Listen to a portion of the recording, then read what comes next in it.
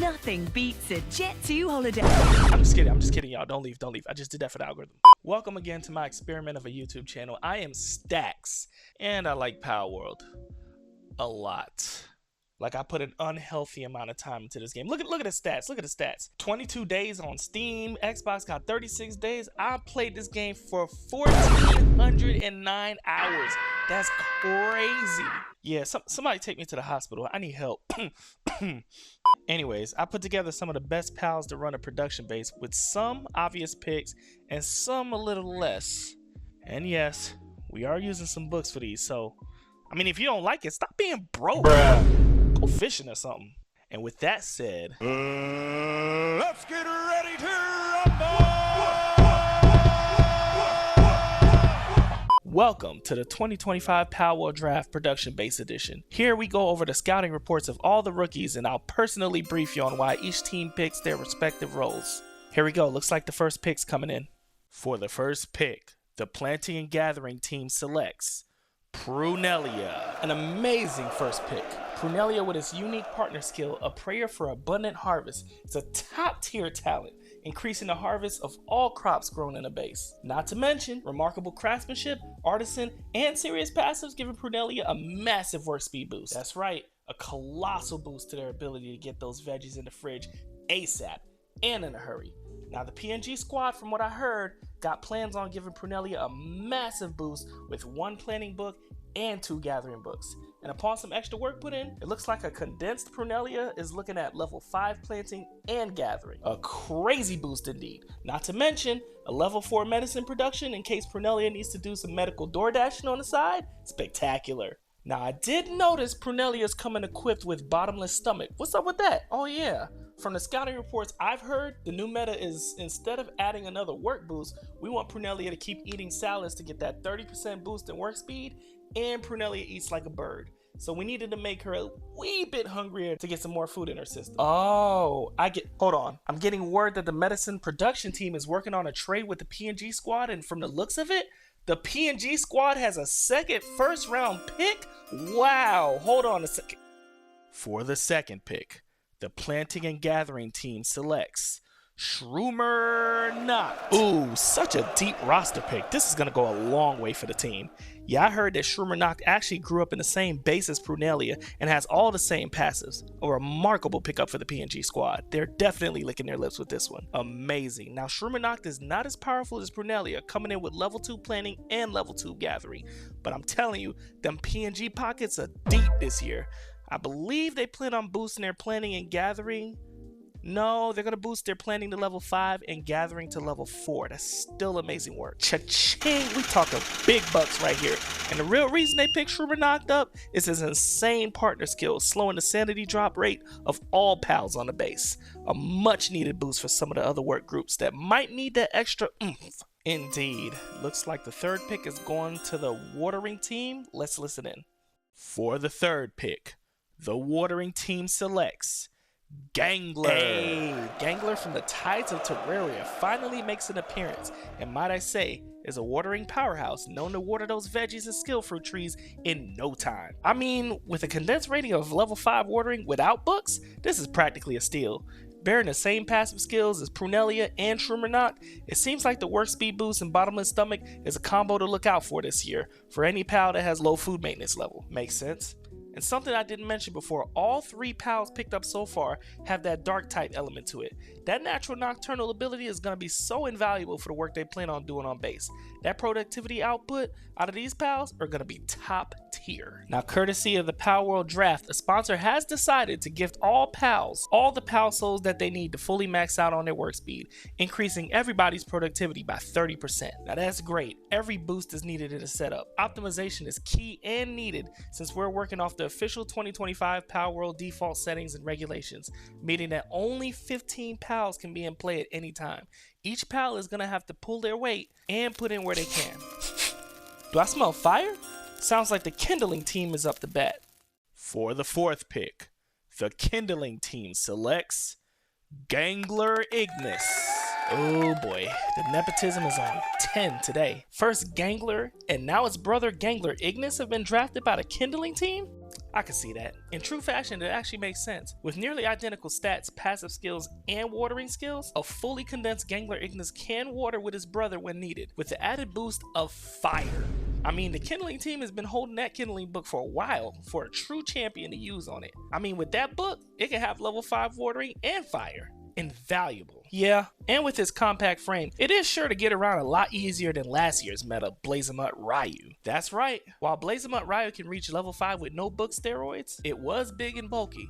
Try using your grappling hook around him. It's dang near impossible. And don't get me started on Yormantide Ignis. Powerful?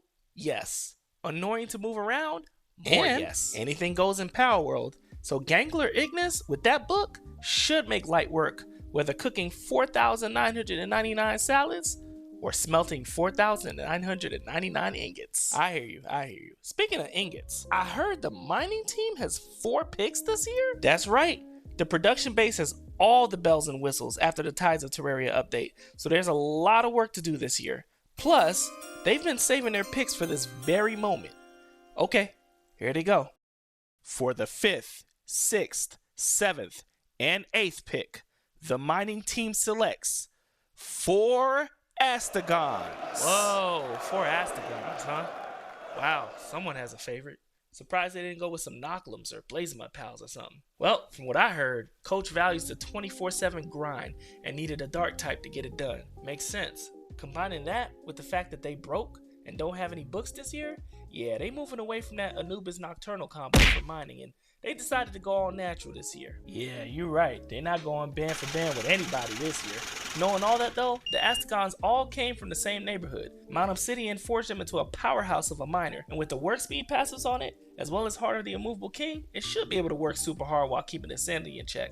I just hope the food on base is top tier because those Astegons love to eat. That's right. A level 65 condensed Astegon has level 5 mining naturally, much needed to get all of the resources you could ever need off a base. Well, Astegon can mine just about everything, except wood, who happens to be up next. Standing by. For the 9th pick, the lumbering team selects Bushi Noct. Bushi Noct, that's an interesting choice. Well, they don't require much food, so it's running the same passive skills as the other bird eaters. And the Lumberjack's got a lumbering book to spare, so you're looking at a level 5 lumbering for Bushi Noct. Not bad. While I heard whispers of Sellers Deer getting calls from the lumbering team, Bushi Noct's dark typing was just too good to resist, especially with that book lying around. And don't get me wrong, Sellers Deer is a majestic being and all, but that's samurai though. Have you seen Bushi and Bushi Noct slice some trees? I have. It's a sight to see. Yaka. Looks like cooling is next. Alright, stand by. For the 10th pick, the cooling team selects Icelyn. What? They didn't select Bastagor? He was like the #1 draft pick for the cooling team. What happened? Well, last I heard, Bjorn had beef with the cooling team and the coaches wanted nothing to do with that anymore. Plus, Icelyn's smaller frame and level 3 cooling more than suffices, especially with that one cooling book they got. I don't know where all these teams been getting books. Guess they all went fishing off Fabric Island last update.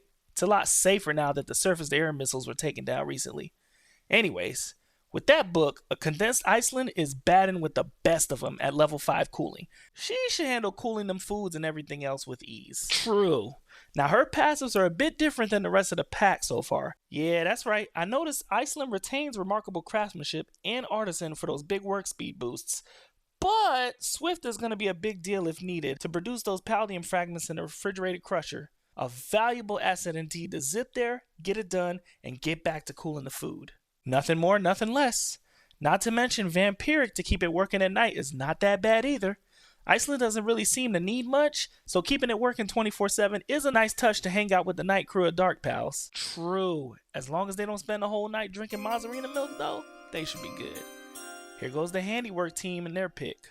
For the 11th and 12th pick, the Handiwork team selects 2 Anubises. Ooh, and I'm talking down to the wire. The medicine production team must be feeling cocky because they've traded their 11th and 13th pick to the Handiwork and transporting squads. A last minute scramble indeed, and the Handiwork team wasted no time selecting 2 Anubis for the squad.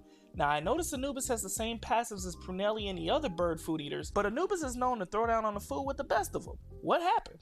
Yeah, I received the word that Anubis was getting sick a lot last year from working the production lines, even with all those sanity passives. So Coach decided they wanted to get Anubis that were even hungrier so they could keep going back to get food and keep that sanity up. Yeah, it'll take a little bit more breaks, but the food should replenish the sanity faster than your typical passives. Yeah, that's true. That makes sense. Combine that with the fact that they're level 5 handiwork when fully condensed naturally, they should make Swiss cheese with all the tasks in your hand. And they are purposely not nocturnal either, so they can rest up at night. It is all about sanity management with them. They do work fast, but they get tired pretty easily. Roger that. Speaking of which, here goes the transportation team. For the 13th and 14th pick, the transporting team selects 2 Knocklems. Wow, what a flex. Everybody last season was using Knocklem as a miner, and this year the transporting mafia decided to focus on transporting? Okay. I mean, look at the passives. We're talking a total makeover with all movement passives from swift all the way to nimble. I mean, is there a better setup? I mean, the only caveat is it's going to bed at night, but I mean, what's a little rest for the work that these Knocklems put in? I mean, do you see how fast they be moving with the volume of stuff they move around? It's crazy. That's right, a natural level 5 transporter mixed with a level 5 miner and level 4 gatherer naturally when condensed? I mean, what can it do? True that. I mean, not much more to say here. This was a massive win for the transporting team. I know medicine production is kicking their feet right now. Anyways, looks like the electricity team is coming in for the last pick. For the 15th and last pick, the electricity team selects Orserk. Yeah, I mean, it's not much to say here. Orserk's been goated. He's been the top 2 electricity generators since Palworld's inception, so I mean, not much to see here. Yeah, I do see Coach went for a speed build, adding 3 movement speed passes while keeping remarkable craftsmanship for the work speed boost. Genius. Why? Well, it's simple. See, here's the greatest thing. Coach actually made a deal with the transporting mafia to share the load. In return, give them a transportation book. So you guessed it. Fully condensed Orserk with level 5 electricity and level 5 transporting. Like I said, straight goated. And let's be real, it ain't gonna take much to power up that base, especially with those accumulators they invented last season. Orserk might be doing more transporting than generating electricity. Might be a raw deal, but hey, you know, it's a base, right? That's what pals do. Well, that concludes the 2025 Palworld Draft Production Base Edition. We hope you enjoyed this video. We try to put a little spin on your typical video of best base pals, and we hope you liked it. Be sure to sound off in the comment section below which pals you use for your production base. And if you enjoyed this video, please hit the subscribe and like button. And come on, man, help support my creative outlet. You know what I'm saying? I'm just trying to make it out here. But anyways, I appreciate you watching. And thank you, and you have a good week.